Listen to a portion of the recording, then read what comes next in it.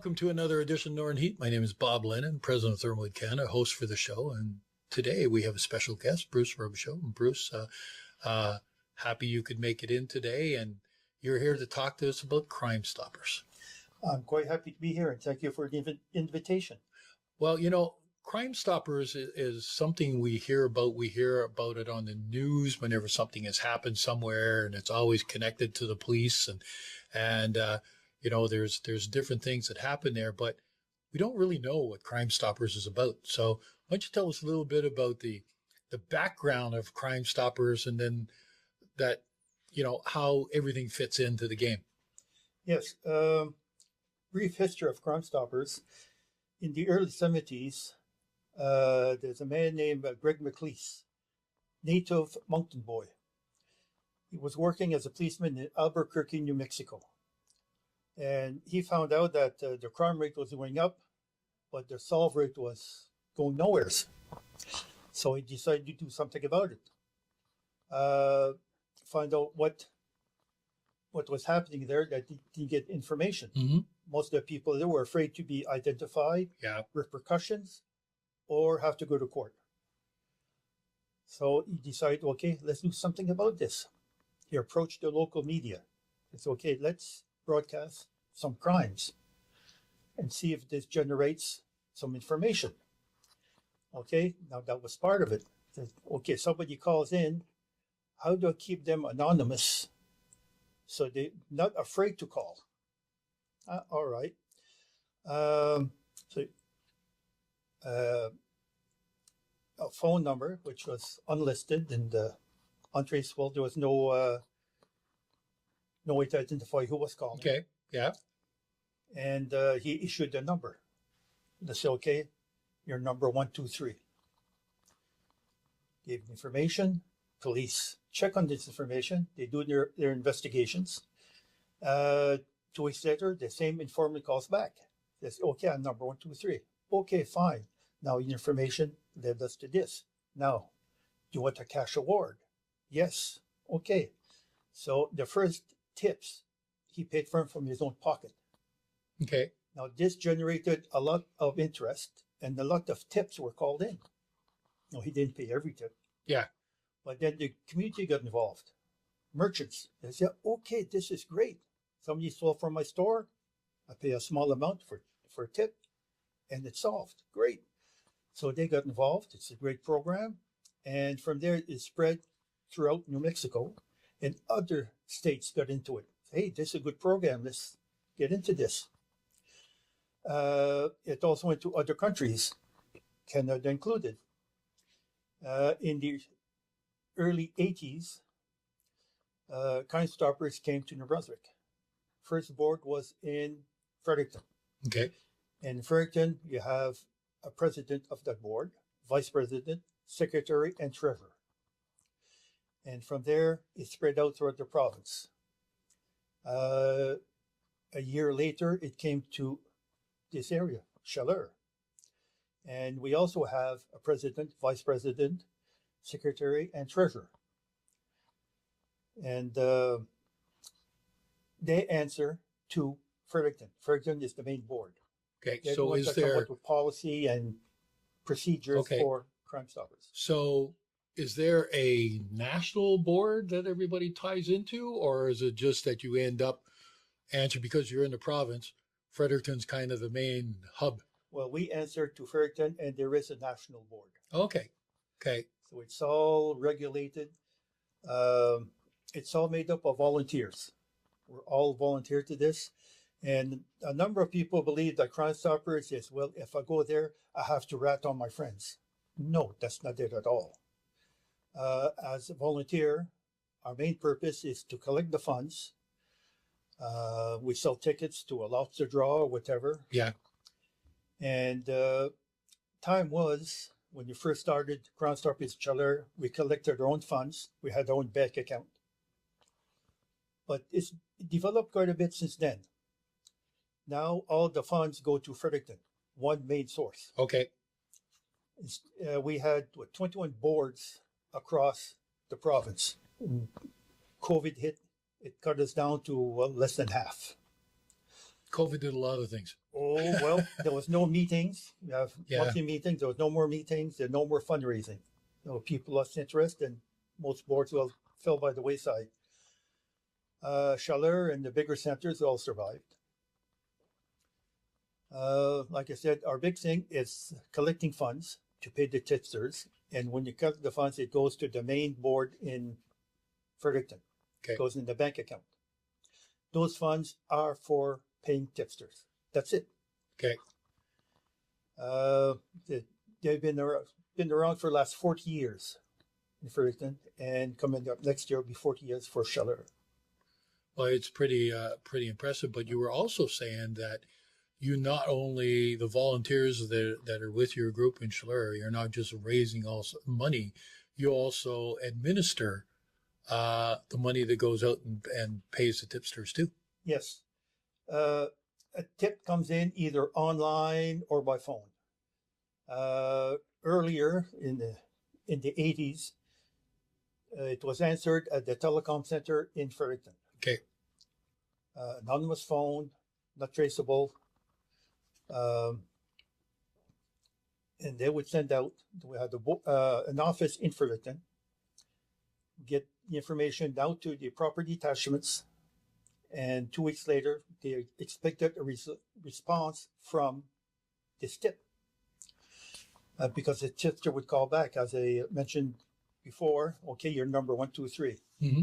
2 weeks later, he calls back, yep, okay, this is what your information led to, and you're eligible for a cash award.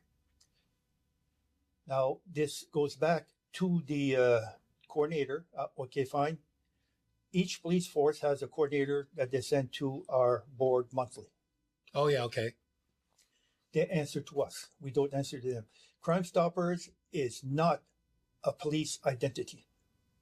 And that's an important part to bring up too, is that it's anonymous for anybody that calls in. Correct. But you're not tied to the police force. You work with them, Yes, but you're not tied to them. that's right. That's correct. In that way, we can keep the identity of the informant, or I should say the tipster, anonymous. No way we can find out who he is. We do not ask for his identity. In that way, we are not bound to the rules of having to divulge that information in court. Okay. Because we are not the police. Okay. And that's a real important part, because as you mentioned before we even started this, people are scared to rat out on their friends or to have to give their name in or appear in court for, repercussions or anything else that can happen to them. Right. So Right. being anonymous in this is the key. So in your group, the volunteers, you're an ex-policeman. You told me that when before we started the interview. But is everybody ex-policeman on this? No. There's two other ex-policemen, one from the BVP and another one from the city police, and I'm from the RCMP. We're all retired. You all cover the three Yes. the three layers that were in our region. We all work together. Our president is ex-police, but then again, that does not come into the effect of Crime Stoppers. We're experiencing this, yes, and I started a chapter here in the late 80s, I should say, and it developed quite a bit since then. So we've been here for about 40 years, and the way to make the payments to the tipster, that also changed. Time was that, okay, tipster available to get a cash award of $200. Okay. We had the local bankier withdraw the money, always on paper,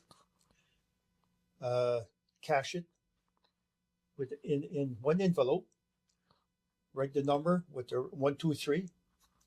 Okay, tipster, meet you at the corner of King and Main at noon. I'll be wearing a brown coat. Okay, noon, tap on the shoulder. I'm 1, 2, 3. Here's your envelope. Goodbye. Or it can be left under a rock or in the mailbox or wherever. Cloak and dagger kind of stuff. Pretty much. But it changed today. It can be done many different ways. It's discouraged to meet the tipster face to face.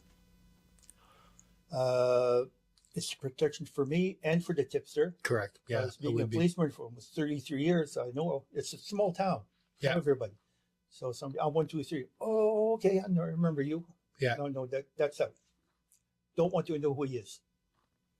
You can even do e-transfers. Okay. To a number that only unique to the tipster. Okay, fine. That's done.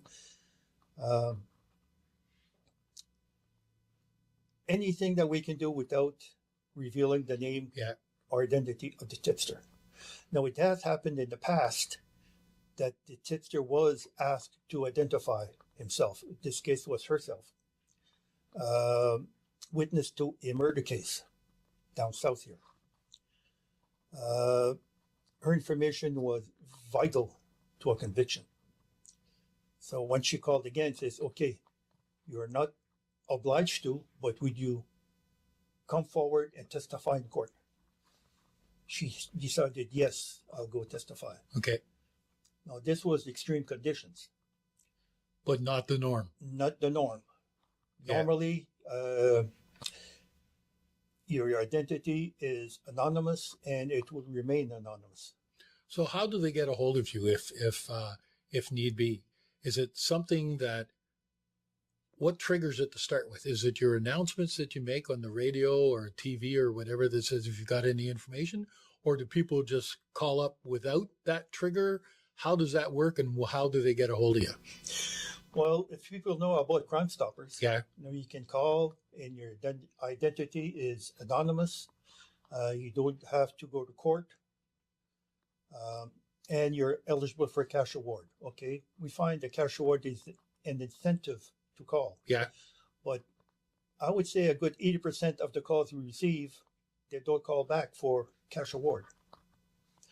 The reason why they call in is their own. Okay. Could be for revenge, could be to do the right thing. Anything is possible there. Yeah. So what's the number that they call? How do they get a hold of you? Call 1-800-222-TIPS. Okay. It's 1-800-222-8477. Okay. Is there an email that they can do, or is that the only way they can get a hold of you? No, you can go online and Crime Stoppers will tell you exactly the steps use how to send your information forward. And as I said before, all the tips in the province used to be answered in Fredericton. Now it's centralized for Canada in Winnipeg, Manitoba. So all Crime Stopper tips go to Manitoba. It's a secure place. It's all confidential. And they reach out to whichever province and place that's involved. Okay. So more layers of security when it comes to keeping everything confidential as you go through, which is interesting. And as things evolve, and as people are breaking into electronic systems to get information and data, this is becoming stronger and stronger to have all kinds of security levels in there. And it looks like you've taken that in consideration. Yes. So this is just me being curious here. So is there a measurement of some sort that says, that you're doing well or not doing well? Is there, and I don't know how you'd measure that. Do you measure it by success or measured by the number of calls you get? How does that work?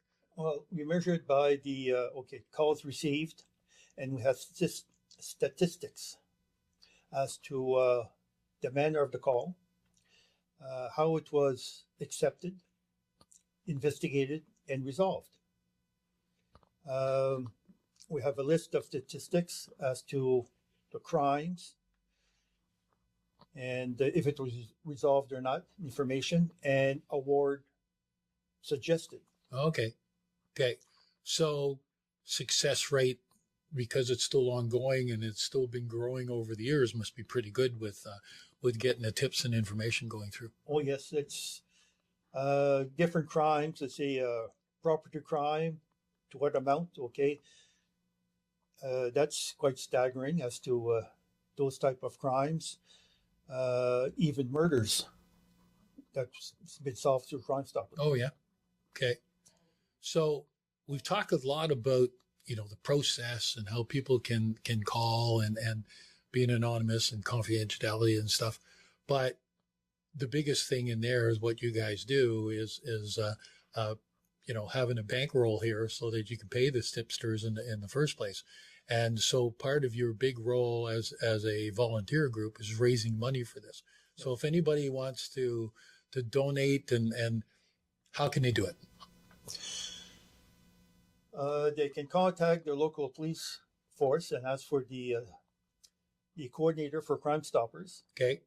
And he can direct them to a member of the board, and we can collect that money. And it's also tax deductible if you wish to have a receipt. Okay. Okay. We're a nonprofit. And there's quite a few businesses that do donate money. Some it's anonymous, say, no, I just want to give you this. A few months ago, I had the radio program with the local radio station here, Wave. They announced the crime of the week every day. Now that had to be paid for.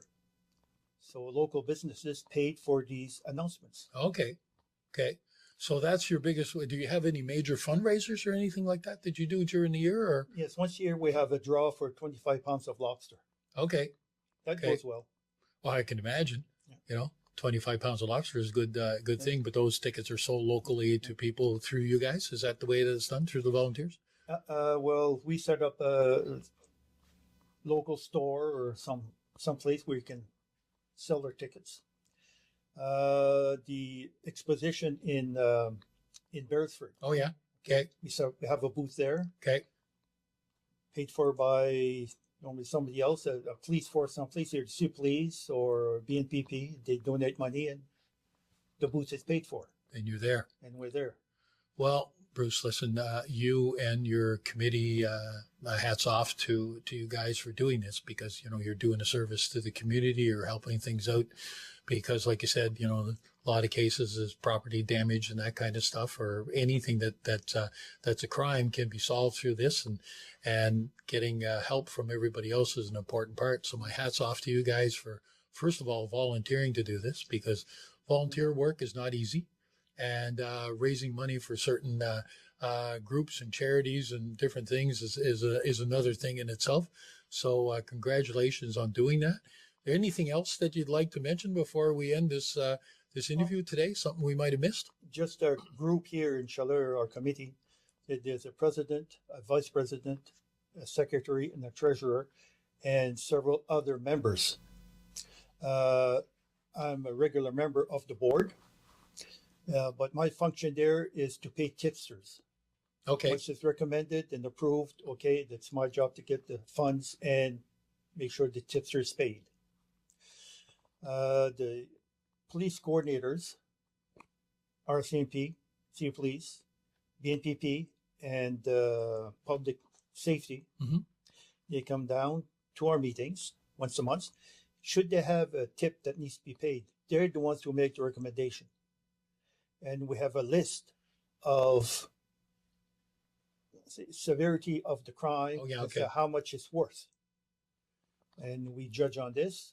Okay, we will approve or disapprove, depending on the tip. Most of the time, we will approve. Okay, it's done. And it's, like I said, it's the coordinator who submits this to us. And it's up to us to approve it or whatever. Approved, okay, it falls on to me to pay the tipster. Okay. So one last thing before we go. If somebody wants to volunteer to help out, how do they get hold of you? Through the police, the same way they would through Crime Stoppers? Yes. Okay. So. The local police, local coordinator, he's a regular policeman. He will suggest or recommend you to the board. To be a member of the board, you have to have a criminal record check. Can't have a criminal on our board. Yeah. Well, you might know all the tricks. Criminal record check and a vote amongst all the members. Yeah, okay, fine, no problem. Come on down. You're invited to the next meeting. Okay. And take it from there. All right. Well, listen, I want to thank you very much for coming in today and for kind of explaining a little bit more about the myths around what happens in Crime Stoppers and how it works and functions. Because like we talked originally, a lot of people think that it's another association tied to the police force, but it's not necessarily. Everybody that's doing this is volunteers. And again, the work that you do really helps out the community. And without you, there might be more crime out there. So thank you very much Thank you, sir. for being there. And I wish you luck with your future endeavors with the group and growing it a little bit more. Thank you. And there we have it. Another edition of Northern Heat for this week, the place you come to listen to the stories that you haven't discovered yet.